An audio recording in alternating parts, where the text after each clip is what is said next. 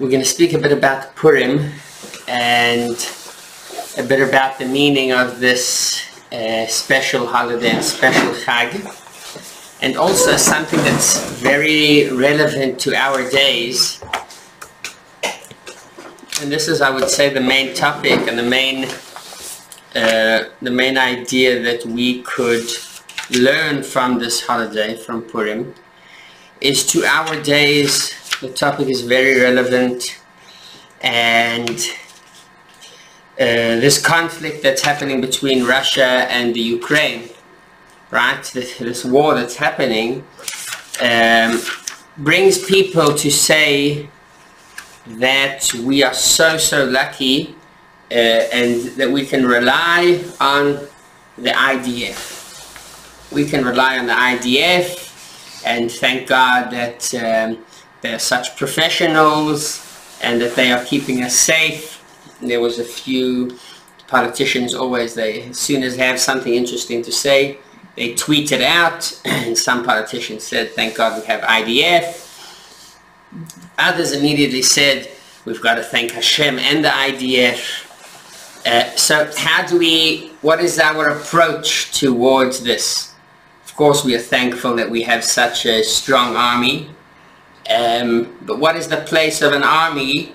What is the idea of having an army when we know that at the end of the day we are in the hands of Hashem? So how do we combine the two together? It's also that in previous generations, usually what would happen in such a case is that the Jews would be the first to be blamed, and if it's pogroms that would automatically happen and things like that, it would be an immediate result of what we see, what's going on today, basically, because there is no rule. I mean, the army's there, they do whatever they want pretty much, and if you have a target that you can aim at, so this is something that makes them happy. So that's why we see that there was pogroms. If it was in the time of, let's say, when the Russians had their civil war, when there was the Bolsheviks against I think it was they were the white, they were the red, and then there was the whites that were fighting them, the Bolsheviks against, I don't know what the other movement was called, but they had a civil war, and as an automatic result, the Jews suffered. So Baruch Hashem, we aren't in that case and in that situation. But nevertheless, we're still going to discuss, and we're going to talk about how should we approach, who should we thank first. Yes, I think we need to, as you said, we need to thank Hashem first. But Hashem has also given us several things to look at. One was one of the parashats for last week, Parashat Zahar, which speaks about remembering what Abimelech did to Israel. Mm-hmm. And because of that, King Hashem commanded Yahshua all the way up to King David to maintain an army, to be able to maintain our security. And now that we're back in the land, we still need to maintain an army to maintain our security, because we're in a tough neighborhood. And I think that's one of the things that's been ordained, along with the mitzvot of not giving up a centimeter of Israel to an enemy that tries to violate the sovereignty of our borders. Very nice. So I think that your approach is 100% right.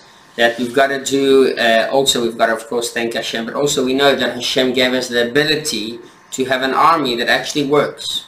So we're going to try and discuss this a bit more and define what exactly, is it like 50% I think Hashem, 50% the army, maybe 75-25, maybe it's not about percentage at all, maybe it's about some other concept that also guides us in our life, let's say when it comes to the topic of Parnasa, for example. So we know that Parnasa, on the one hand, definitely comes from Hashem, and that's why this year, the 7th year, is a sabbatical year where we don't plant and we don't work the fields, etc. Why? Because we know that it comes from Hashem, our parnasa.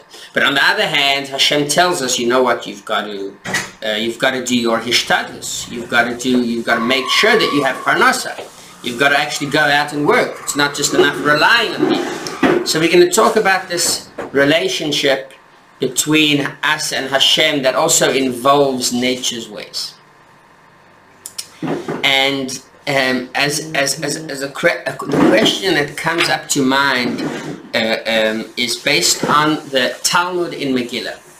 The Talmud in Megillah, we know the story of the Megillah, what basically happened there while Am Yisrael lived in the Persian kingdom, the Persian Empire, is that Am Yisrael faced a fierce gzeira, a fierce law that the king Achashverosh published, that said that all the Jews are to be killed. That was the face that Am Yisrael, that was the situation that Am Yisrael were in.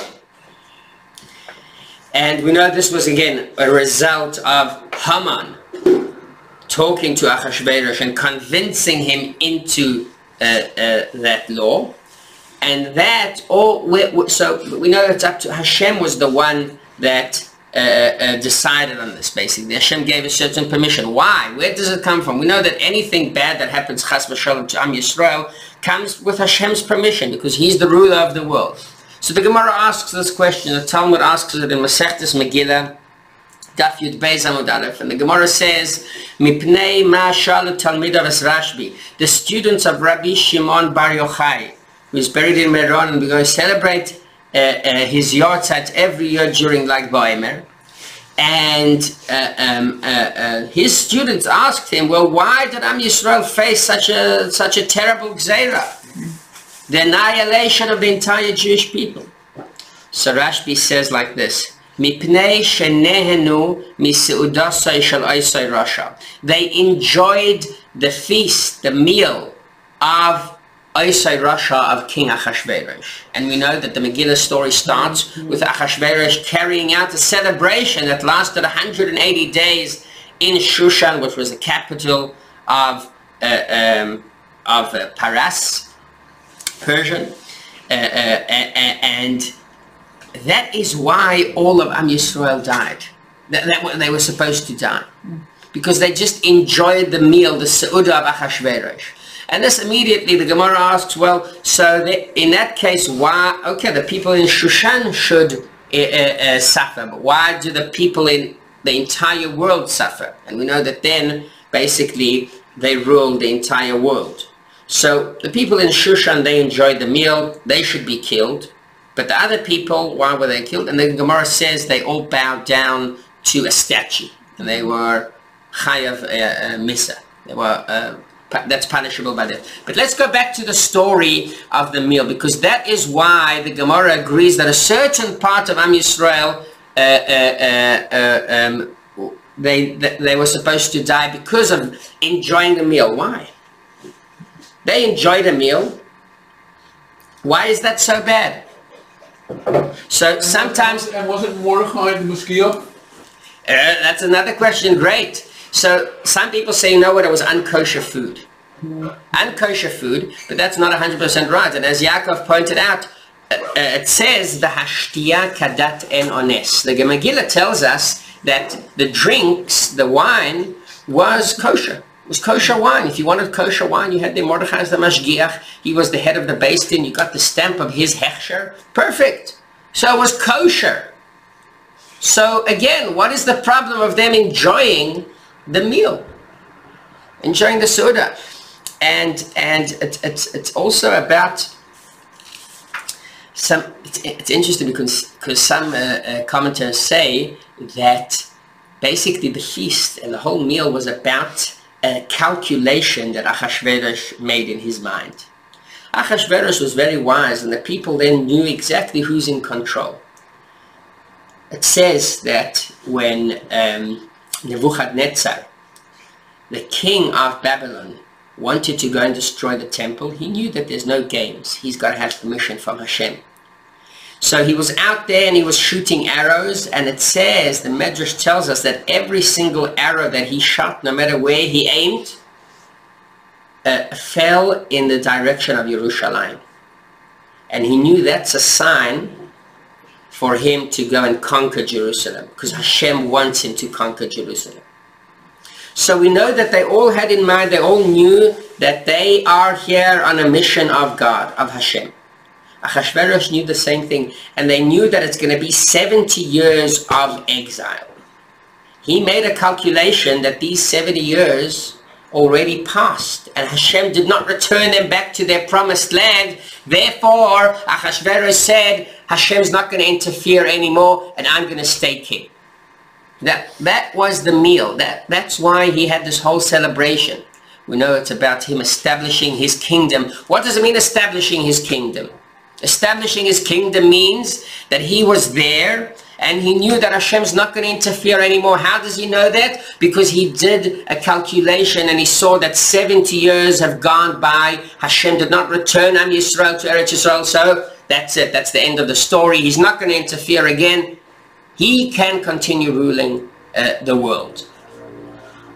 So maybe that was a problem, celebrating such a celebration, celebrating the destruction of the Beis Hamikdash. And we know that some of the things, the entertainment was bringing out the vessels, the holy vessels from Beis Hamikdash and showing them to the people around. So maybe that's what caused Hashem to decide that Am Yisrael should deserve such a punishment. But it's still, imagine, it's all of Am Yisrael dying. This can't be the reason. And here we come to the important lesson that we can learn also, especially in our days. But again, our relationship between nature and above nature. And this is something that we carry out every single day. We know that everything is in Hashem's hand, right? If everything's up to Hashem, so why do I need to work hard to achieve something? Why do I need to put in my half? And if it's about putting in my half, so then why do I need Hashem in my life? And the Talmud Yerushalmi says that what's so unique about a Jewish farmer is that a Jewish farmer is ma'amin b'chei ha'ilamim v'zoreya, which means that when he goes and he plants whatever it is, so he does it because he believes in Hashem. Ma'amin b'chei ha'olamim. He believes in Chai HaOlamim, the one that lives forever, who is Hashem. And that's why Zoyreh, that's why he plants. If you'll take his neighbor, the Gentile that plants, he does it because this is part of nature. This is what's so amazing, that if you plant something there, it grows, bears fruit, etc., etc. But when we do it, why do we do it? Nature might work the same way. But we don't do it because we have trust in nature. We do it because we have trust in Hashem. So again, this is the combination between the two, but we've got to define it a bit more. And here there's an amazing mashal that is brought. I'll tell you exactly where it's brought. This is brought in Tanchuma and it's brought in Esther Rabbah, which are midrashim. These midrashim on Megillas Esther, they tell us a great story, and they compare Am Yisrael to a sheep, and they compare the nations around us to 70 wolves. Kiv sa'achas ben shivim ze'evim. We are a sheep amongst 70 wolves. And Gadol Haroyah, and our shepherd is great, Shematzila v'shoimra, who keeps us and saves us. So in other words, we've got to imagine that Am Yisrael always, constantly are in a miraculous situation. Because Am Yisrael are always between 70 wolves who are looking to get us. So in our mindset, we've got to think about it and imagine how Hashem every single moment is basically taking care of us and making sure that the rules of nature should not exist. This is a constant miracle. And this is something that from time to time we can get certain signs that this is actually a miracle. Take, for example, the way the world is boycotting Russia, right? Everyone's boycotting them. Everyone, to the extent that stores, worldwide stores, are closing there, to the extent that a lot of credit card companies do not work anymore in Russia. Flights from Russia aren't accepted from official Russian companies. Aeroflot and except in Israel. Except they're allowed to come here, and they're allowed to flying there because the government told them to fly, not because they're getting paid to potentially bring the Israeli citizens that are stranded there out. Right. So that's always a challenge that we face, because there are plenty of Jews in Russia, and we can't close the gates in front of them. That's why El keeps on working. It's not because that Israel has any interest to help the Russians, but as we said before, some of these concepts have to be, some of the things that we talk here have to be off record, because we've got Jewish communities there, and big Jewish communities there, big rabbis there. So it's very hard to pick sides in this case. And that's why Am Yisrael throughout the generations always suffered, because whoever it was, when it was the whites against the reds in the civil war in Russia, so they both claimed that the Bolsheviks are basically Jews, because some of the, who was it, there were quite a few, Marx, was Marx a Jew? Karl Marx, right? Mm-hmm. I think he's not a Jew. He's not a Jew. So there was one of the... His grandparents converted, left to Judaism, so halachically he's not considered Jewish, but many people think that he's Jewish. Right, so Trotsky, Leon Trotsky, who was one of the people that came up with or developed the idea of communism, etc., he was Jewish. So automatically they blamed the Jews for that. And then, if you were on the other side, they also found an excuse to blame. So it's always, this is something it's very hard. We never try to pick sides. So back to our, to what we were speaking about, is that sometimes we see that we are in a constant miracle. We're living in some kind of bubble where Hashem keeps us safe. Not all the time we can notice it and tell it, because life seems to be, Baruch Hashem, thank God, life seems to be good. We aren't facing troubles that other people face. Yes, not everything's simple, but by and large, Baruch Hashem, we are protected. And this was the feeling of the Jewish people there in Shushan at that time. They started to feel comfortable. They said, we are 70 years after the destruction of the first temple, and life isn't that bad. Hashem is good to us. We are connected to Achashverosh. By the way, Mordechai was one of the advisors, one of the ministers of the king. We've got our man there standing with the king. He'll take care of everything. They started to feel very comfortable. They forgot about the fact that we are still in this bubble where Hashem is constantly protecting us. Where this is a miracle, an ongoing miracle that is keeping us alive. That we are still that one sheep amongst 70 wolves, and those wolves are still wolves. It's not that they became a vegan or anything like that. They still want to eat meat. Jewish meat. Jewish meat.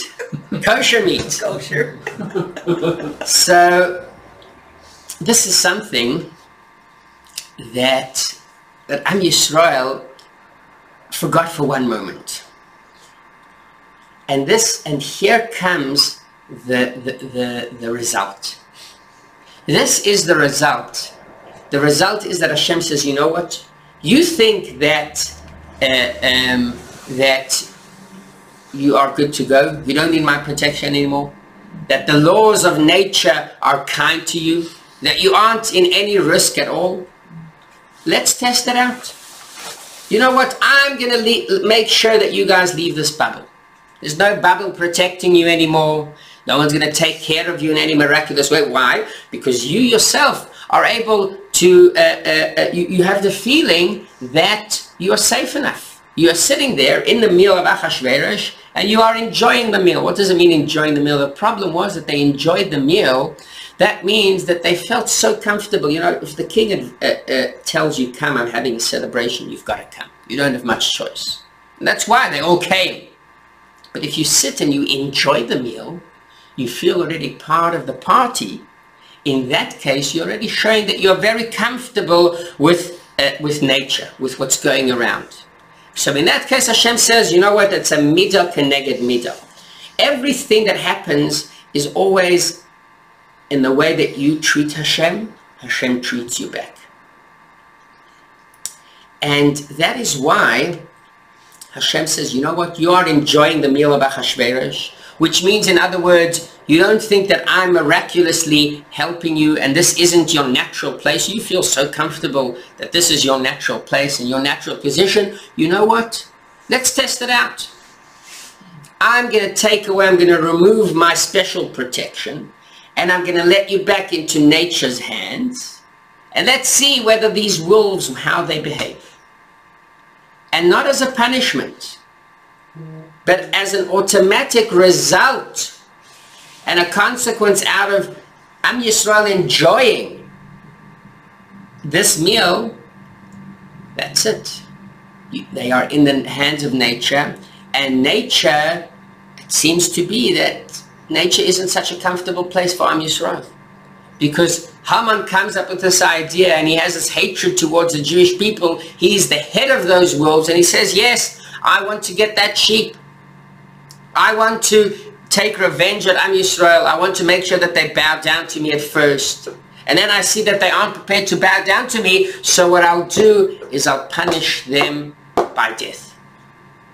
So this changes the story completely. This is not about a punishment that Hashem is giving Am Yisrael for what they did. Because as we said at the beginning, this isn't an appropriate punishment. This is a disproportionate punishment to the sin that they did. What did they do? So the Gemara tells us what they did was basically they enjoyed the Seudah of Achashverosh. It was kosher meal. It was a kosher meal.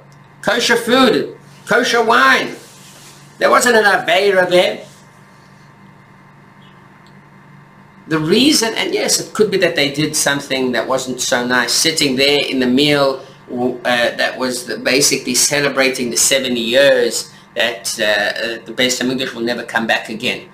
Right. But this punishment, killing all of Am Yisrael, this is a terrible punishment, and it wasn't a punishment. That's the idea. It was a result of nature. Hashem says, you know, in my protection, you feel comfortable enough sitting in this Seudah of Achashverosh. You know what? Let's see how nature treats you, really treats you. And that's why, as a result, it wasn't a punishment. It was a result that Am Yisrael suffered this gzeira from Haman. So, How can you be sure it wasn't a punishment? Because the punishment isn't an appropriate punishment. You don't punish someone that just sits in a meal and enjoys the meal. You don't punish him by death. If they would do something terrible, when was the only time that Hashem says, I want to annihilate the entire Jewish people? When they sinned with the golden calf. And even then it didn't happen at the end. And in a moment we'll speak about what happened between that time of Matan Torah, Hashem giving us the Torah, and the time of Purim. But the fact that we know that it wasn't a punishment is because you can't give such a bad punishment, such a disproportionate punishment to something so small that they did. Right? I don't know, I'm not Hashem. He has different ideas. He has mysterious ways, right, definitely. But once again, this is, you can't say that it's a punishment because it was all kosher. And again, this is bringing out the point of Purim. It's bringing out the idea of Purim. It's bringing out the idea of the way that we should today rely, and let's go back to the topic of today, and soon we'll talk about Parnasa, because this is also something very important that the Rebbe mentions. Let's go back to who should we rely on, Hashem, or should we rely on the IDF, right? So, of course, we rely on Hashem. And we know that that we are still in this bubble where Hashem protects us. But Hashem says, you know what, here, I'll give you a way that I protect you. I will give you an army, that through this army you can make a tool, you can make a vessel, you can make a keli to hold my blessing, to hold this bubble. Which means that on the one hand we are 100% relying on Hashem, and on the other hand we are 100% relying on the IDF. We don't split it. We don't say, 50% I rely on Hashem and another 50% I rely on the army. No, then you're not relying on either. You're just trying to cover yourself and say, oh, I'm going to rely, I'm pretending to rely on. There's no such a thing relying 50% on Hashem. You can't say just 50%, but the other 50% means that you don't rely on Him at all. So what we are saying is that we are 100% relying on Hashem. And Hashem tells us, use the army for your benefit. I want you to use the army. I want you to make it a vessel. I want you to make a kli in order to hold my bracha. When Hashem gives us a bracha, it's like pouring water. For us to enjoy this water, for us to enjoy this blessing, we've got to have some kind of kli, some kind of cup to carry this bracha. And that is through the army. So on the one hand, we are 100% relying on Hashem because we know that the light, the blessing, the bubble comes from Him. But we know that in that same way, Hashem wants us to basically have a certain cup to receive His bracha with, a certain kli, a vessel to receive the bracha. And that's why, again, how do you know that it's a bracha? Because sometimes we can see that there are miracles in the army. Things aren't completely the same as any other army that you would take. Baruch Hashem, we have tremendous miracles, tremendous nisim. And that's why we see, you know what? There's something else. There's a bubble protecting us. But this bubble involves also the army. Because the army, again, is the way that Hashem gives a blessing, right? There's got to be a way. There's a person that receives a blessing from Hashem to win the lottery, right? He's going to win the lottery. He's going to be very rich. And Hashem gave him this blessing. But if he won't go out and fill out the form and submit it and pay whatever it costs, so it's not going to help. Hashem's bracha is not going to help. Because you've got to make a physical tool in order to receive the blessing. And sometimes Hashem sends it in different ways. Right? Or the person that was drowning, another example, that someone was drowning and he said, Hashem, rescue me, Hashem, rescue me. So comes the helicopter and tries, no, I asked for Hashem, not for a helicopter. So, of course, that's the way that Hashem reveals Himself. That's the way that He gives us His blessing. So, once again, when we come to talk about this conflict and whether we rely just on Hashem or we rely just on the IDF, so just relying on Hashem is basically saying, well, something's wrong here, because we all know that Baruch Hashem, we have a great army, and the army helps us. And if someone says, you know what, I'm not going to pay attention to the army at all, I'm just going to say we are in the hands of Hashem, so you're cheating yourself. You don't really believe that it's the hands of Hashem. Because here you can see that we have an army.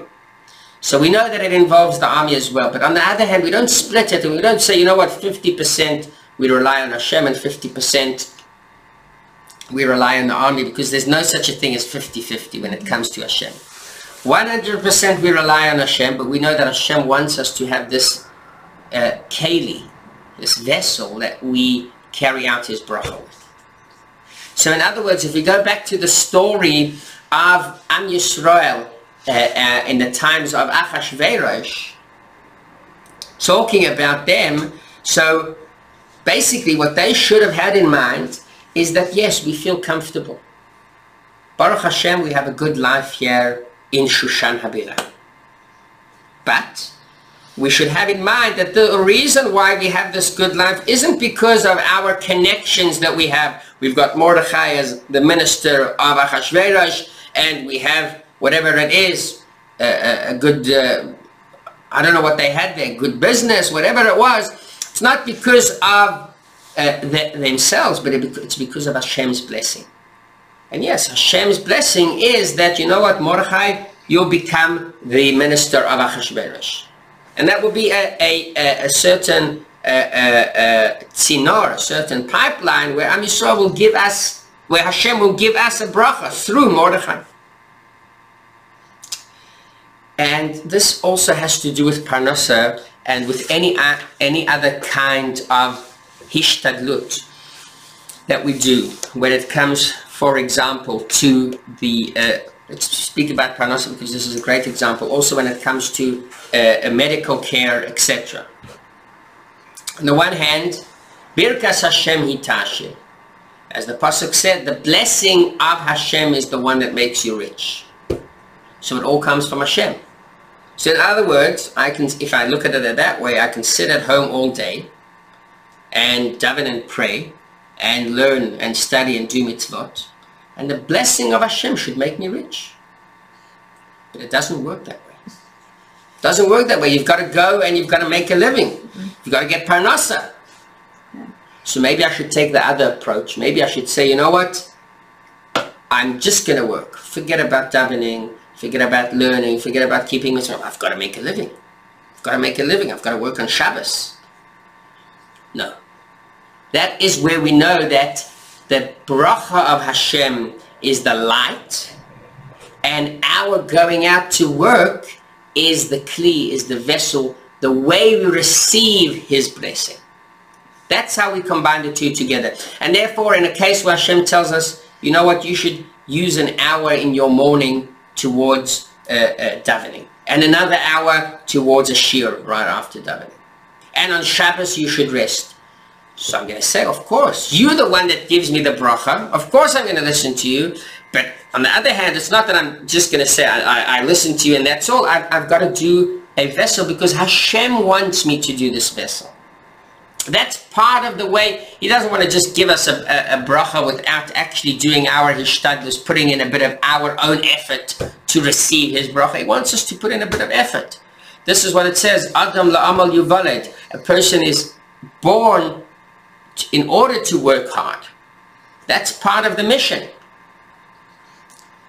And that is how we combine the two. That has to do with nearly any aspect in life. If it's regarding a doctor, there were many cases where certain doctors gave a diagnosis to a person, and the person came into the Rebbe with this diagnosis from the doctor where it said there's no chance for whatever it is. And the Rebbe said that the doctor has permission to cure, but he has no permission to decide. Which means, once again, the blessing comes from Hashem. The true refuah, the true recovery comes from Hashem.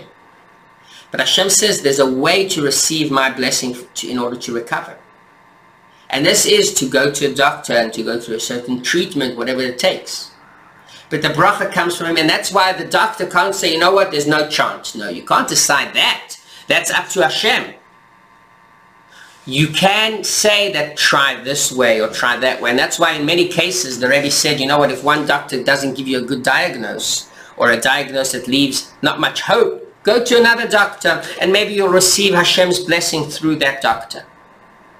And these are natural doctors. There's a story about Dr. Seligman from Crown Heights, who was known as the Rebbe's doctor. People that came with very severe cases, or not even severe cases, but cases where the Rebbe wanted to cure this person in a way that's unnatural, above nature. The Rebbe used to tell people sometimes, go to Dr. Seligman and he'll prescribe you with whatever it is. And Dr. Seligman had one question to these people that came to him. He asked them, did the Rebbe send you to any doctor and you chose to come to me? Or did the Rebbe send you to Dr. Seligman? And he knew if the Rebbe sent him to Dr. Seligman, it means that the bracha of the Rebbe is going to be in an unnatural way, above nature. Because the Rebbe said, he can't, the Rebbe doesn't just give a bracha, and that's it. You've got to go through a doctor.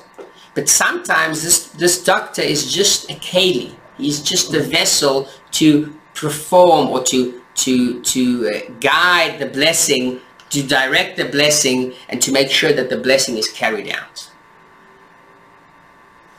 This is the miraculous part of it. But even when the Rebbe always said to consult with 3 different doctors. And why? Also because it's very important to take 3 opinions.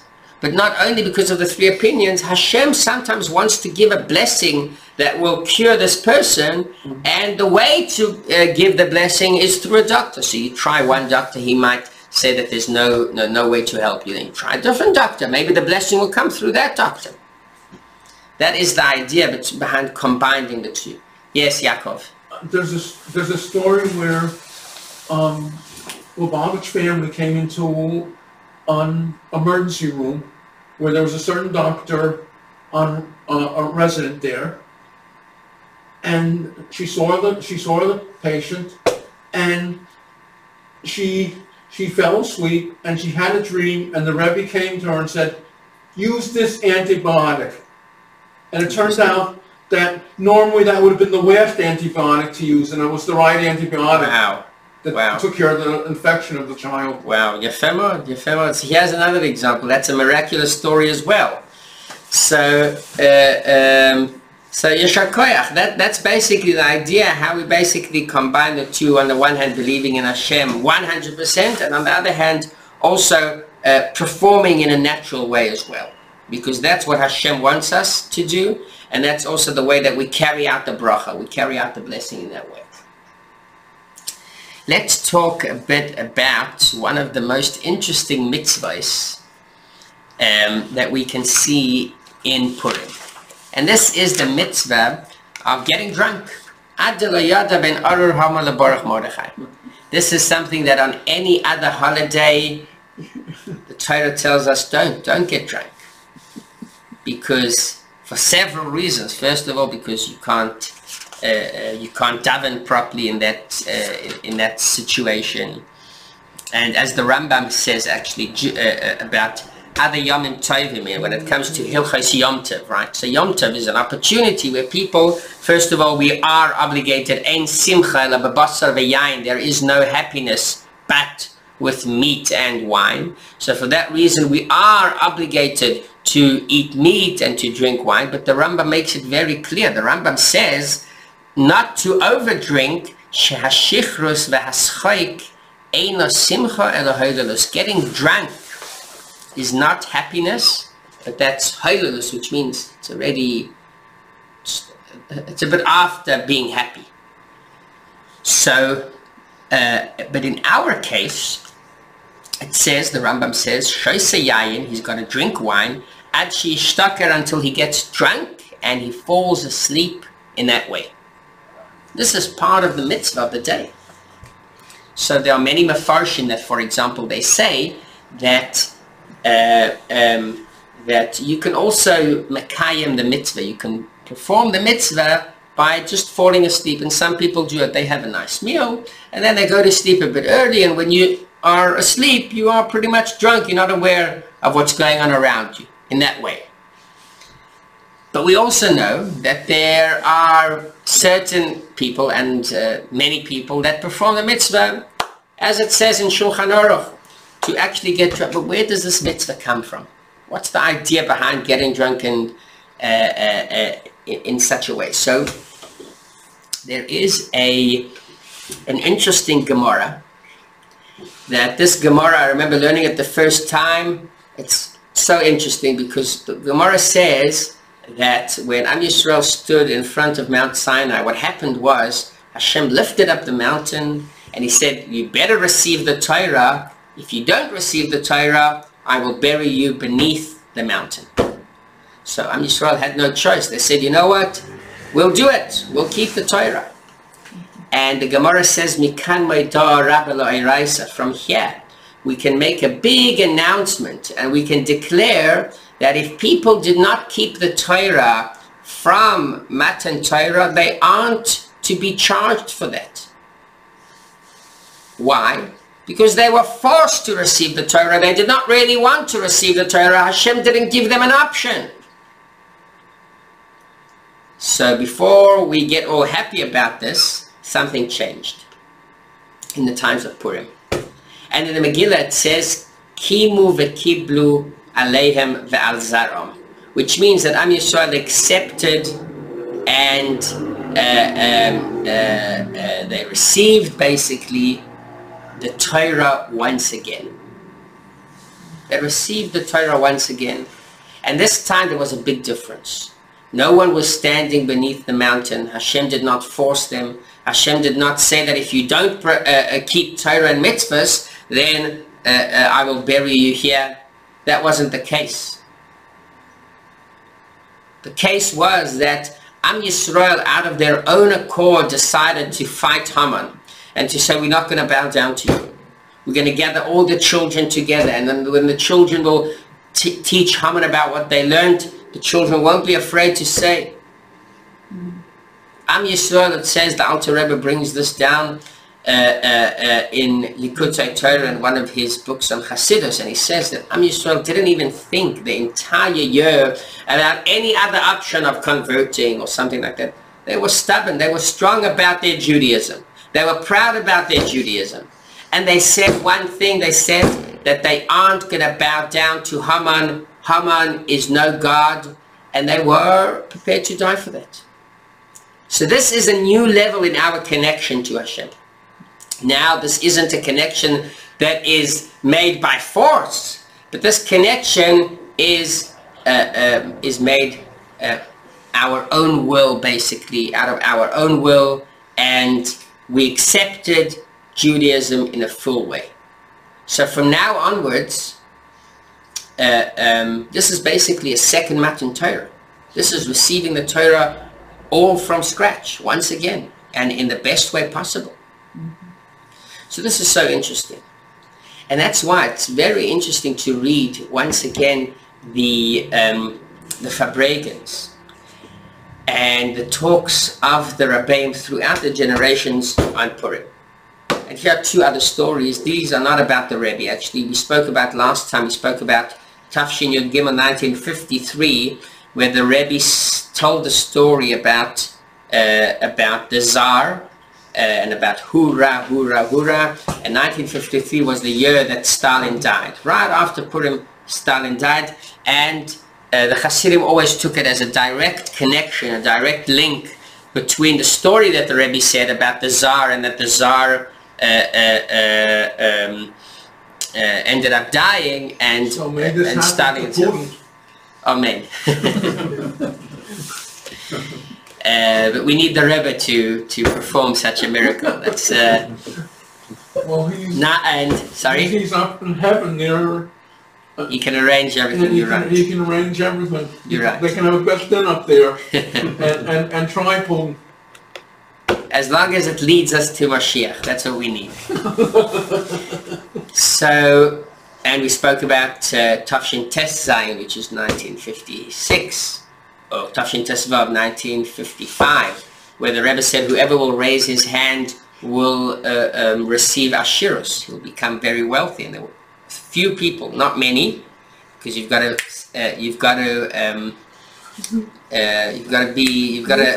be fast. You've got to take the opportunity, and this is something that, if I'm not mistaken, this is something that someone told me, or I read it, I don't remember, that Bill Gates once was interviewed, and they asked him, well, what is your secret of success? How did you become such a successful person?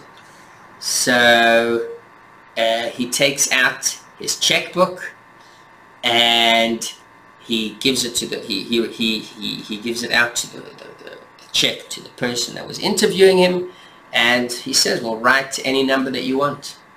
Write whatever you want on the check. I said, no, I don't want to write. Okay, fine.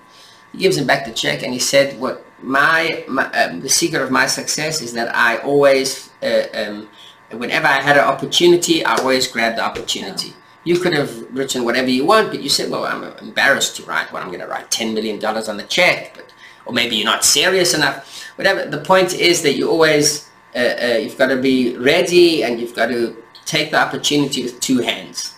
So some Hasidim raised their hand. There was a few other stories, Tafshin Chai, 1958, where the Rebbe took a big amount of l'chaim. And the Rebbe used to drink Benedictine. Have you heard of Benedictine? That's like a kind of liqueur.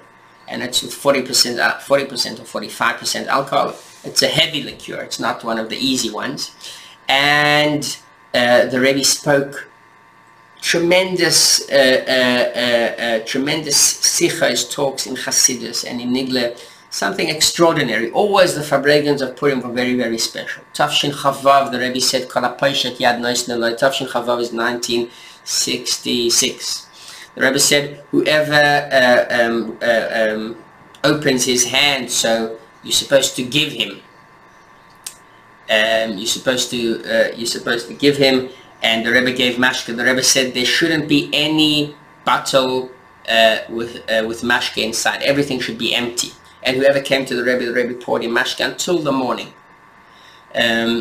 So Purim was a special and very unique day in the Hasidic calendar, in the Jewish calendar, but also in the Hasidic calendar about the with the Fabregans.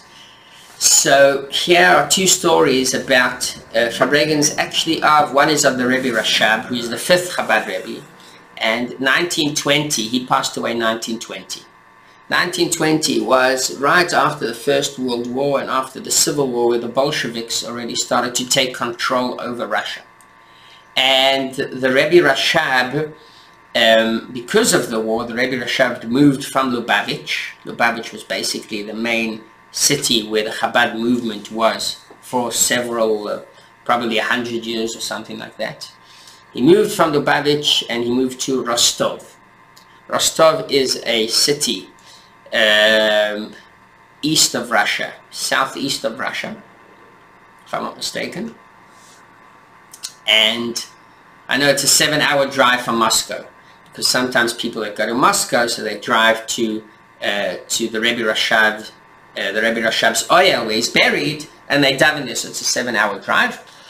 And the Rebbe Rashab was sitting over there, and he was fabregening, and the Bolsheviks came in, because there they started, especially when they were starting there to rule the country. First of all, they said that no one's allowed to be out after the hour of after 8 o'clock.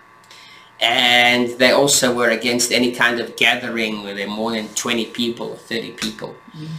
Because again, they wanted to rule, and that's how they did things then. So the Rebbe Rashab, when they came in, the Rebbe Rashab said, we'll say Chassidus, and they will become batal. Batal, they'll be cancelled, totally cancelled. And the Rebbe Rashab started saying the Maimer Reishis Goyim Amalek, which is the last Maimer that he said, because he passed away 2 weeks after Purim. 2 weeks after that Purim, he passed away.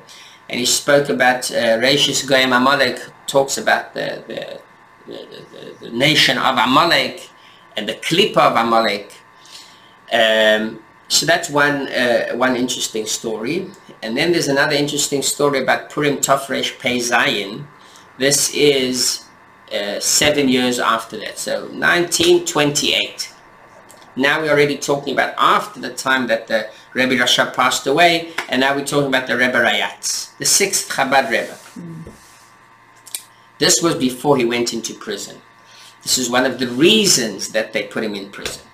So he gathered the Hasidim there around, and he spoke a lot about Mesirus Nefesh, and a lot about what we can learn from the times of Mordechai and the times of Esther, how to be stubborn about your Judaism. And then it was in the highlight of the communist movement. They did not accept any kind of religion. They were against religions. They had a special unit that was made out of Jewish people to hunt down Jews that were spreading Judaism.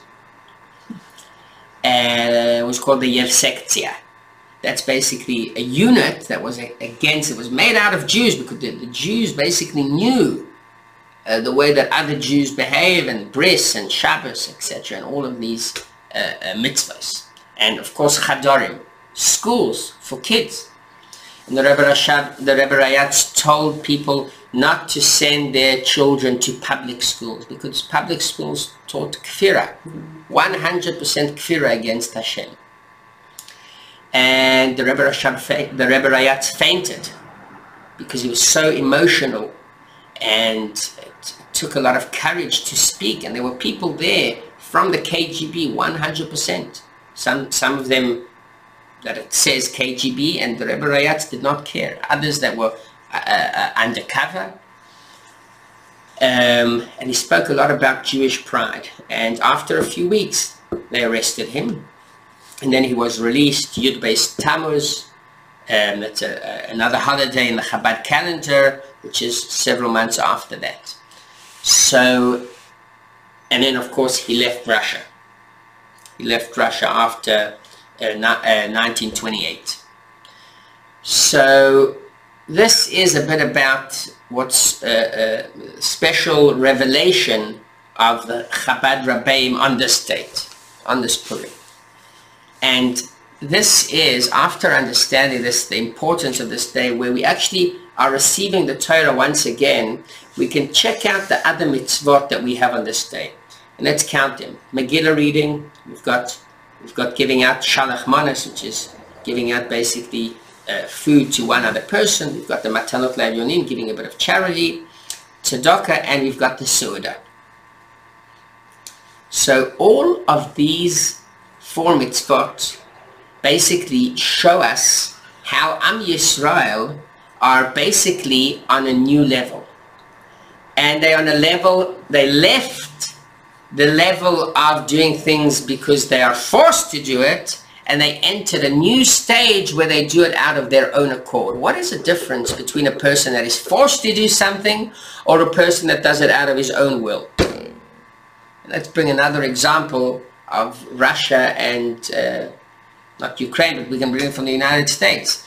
The Russian scientists, they always performed less than the American scientists. Why? And the advanced technologies in America, why? One of the reasons is because they were forced to develop these technologies, or whatever it is. And this is not only about Russia, but it's mainly about other countries, about what countries that force their people, literally, that if you don't do it, you won't be here, and your children won't be, your family, etc. They perform not in a great way. Of course, not as a person that does it out of his own accord because he wants to, because he's rewarded. So this is the difference in the situation, in the status of Am Yisrael. From starting off during the times of Matan Torah, being forced to keep Torah mitzvahs, we now aren't forced to do Torah mitzvahs, but we do it because we want to do Torah and mitzvahs. And that is why, let's take these mitzvot and let's see, we've got Megillah readings throughout the year, we've got Torah readings throughout the year, but there's something unique about the Megillah reading on Purim. It's the fact that we read it twice. We read it at night as well, and we repeat it on the day. There's no such a thing throughout the year where you read the same thing at night and the same thing the next day. Doesn't happen. Why? Because now this is something that I've got interest in. This is something that I'm happy to do. I'll do it twice. I won't read it just tomorrow morning. I'll read it once tonight and once tomorrow because I want to do it. Let's go on to the next mitzvah. The next mitzvah is giving out shalach manos. When we give out shalach manos to other people, we're doing some kind of charity. But this is an advanced level of giving charity. Usually when I give charity, you give money to a person. He's got to go, he's got to cook, he's got to make it himself. But today the best way of doing shalach manos is giving something that a person can enjoy on the spot. Something that's already cooked, and you give him 2 manot, which is 2 portions, 2 different blessings, 2 different brachas, for him to enjoy not just one thing, so now he's alive and he can continue on his day, but he can actually enjoy it.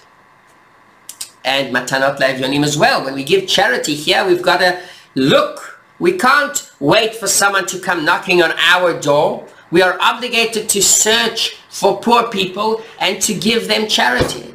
And you're not supposed to question them. You're not supposed to question them, exactly.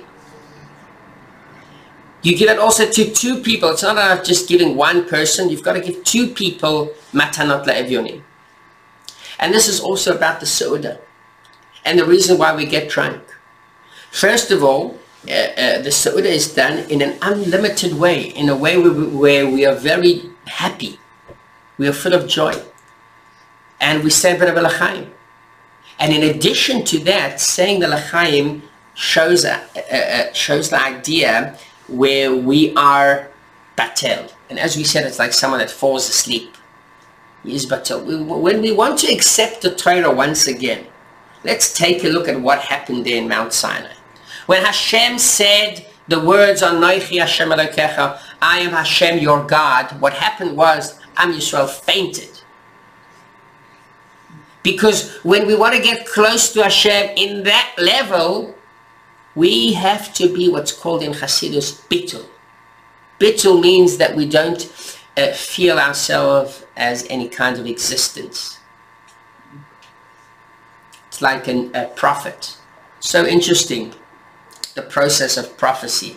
It's brought in the Maimonides, and it's brought in other midrashim, and it's brought in the stories of the prophets themselves. One of the things about a prophet is that kulan royin, they did not see it as we are talking now. Or it was at night in some kind of dream. It's a bit more live than a dream, but at night when they were sleeping, basically.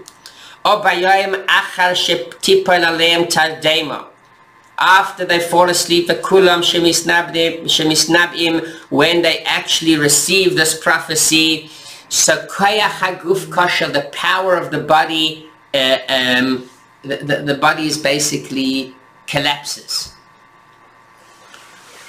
Because when we connect to Hashem in this highest way possible, we cannot feel our body. And that's the idea behind drinking and getting drunk. Getting drunk shows that we are bittul, we don't feel our existence. And this is the true way to become vessels to reconnect to Hashem in a higher way. Yeshar koyach. So just to summarize, and we've got 50 seconds. So just to summarize, what we learned today is two important things. First of all, it's why did Am Yisrael actually receive such a punishment of being annihilated? Chas v'shalom, hayolo tiyeh. And we spoke about the fact that Am Yisrael, when we rely on nature, Hashem says, you know what? You don't want my bubble to protect you. You want to rely on nature? Let's give it a test. And the automatic result isn't a punishment, but it's a result because we've got these 70 wolves that are looking to get us. And we spoke about the meaning in our life, that how we can bring this idea, on the one hand relying 100% on Hashem, on the other hand making a vessel when it comes to the IDF, when it comes to Parnasa, and when it comes to health. And then we also spoke about the uniqueness of the mitzvahs on these days. The 4 mitzvahs that we have on this day of Purim are very unique in the way that they show a new acceptance of the Torah. The new acceptance of the Torah comes from our will. It's not because we are forced, but we want to do it, and that's why we are doing it on a different level totally.